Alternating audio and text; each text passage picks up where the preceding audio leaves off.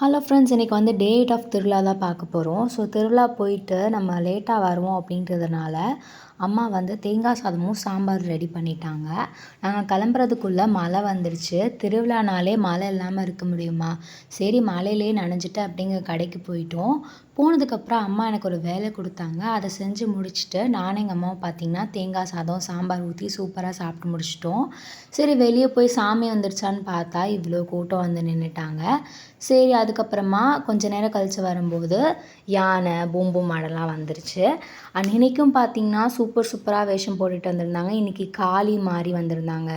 அப்புறம் வந்து இதுக்கு பேர் என்னன்னு தெரில, அந்த குச்சி வச்சு ஹைட்டாக நடக்கிறது. உங்களுக்கு தெரிஞ்சால் அந்த பேரை வந்து கமெண்ட்டில் சொல்லுங்கள். இந்த காளி வந்து சூப்பராக இருந்தாங்க. நிஜமான மீனாட்சி அம்மா மாதிரியே பார்த்திங்கன்னா சூப்பராக மேக்கப் போட்டுட்டு ஒரு பொண்ணு வந்திருந்தா.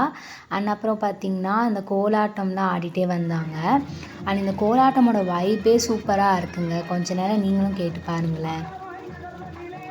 அதுக்கப்புறமா ஒரு குட்டி முருகன் பையன் பார்த்திங்கன்னா கண்ணாடி போட்டுட்டு போனான். இந்த சவுண்டு இருந்தால் தாங்க திருவிழாவே செம்ம வைப்பாக இருந்துச்சு. சாமி வர்றதுக்கு முன்னாடி இந்த மாதிரி ஒரு வைப் தாங்க தேவை. நீங்களும் பார்த்தீங்கன்னா நேற்று வந்து சாமியை போய் பார்த்தீங்களா அப்படின்றத கமெண்ட்டில் சொல்லுங்கள்.